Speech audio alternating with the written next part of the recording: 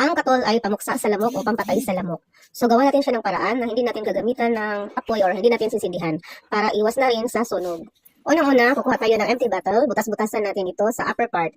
Sa upper part lang natin siya bubutasan kasi yung lower part ay lalagyan natin ng katol. Pagkatapos ay hahatiin natin ang ating empty bottle.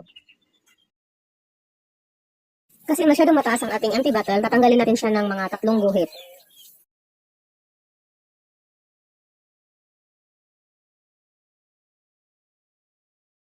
And then, kukuha tayo ng katol. Atin itong babasain ng tubig.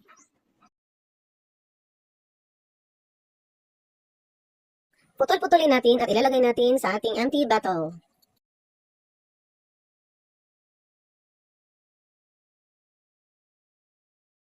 Pagkatapos ay lalagyan natin siya ng efficacent, alcohol at saka tubig. Ito yung aking haplas na ginawa ko. Meron natin itong alcohol at saka efficacent. Ito ang ilalagay ko sa katol.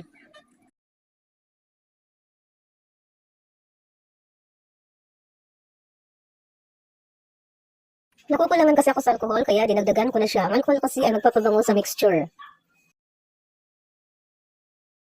Hihiwaan natin kaunti yung upper part na may butas bilang takip sa ating mixture. Kasi pag hindi natin hihiwaan, hindi sila mag-fit.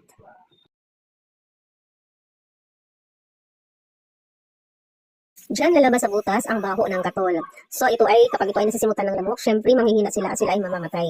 Pero hindi naman siya masyadong mabaho kasi meron siyang alcohol. So para sa mga tao, mabango pa rin siya. Ready na ang ating katol, ilalagay na natin ito sa mga kasulok-sulukan ng ating bahay, yung maraming lamok.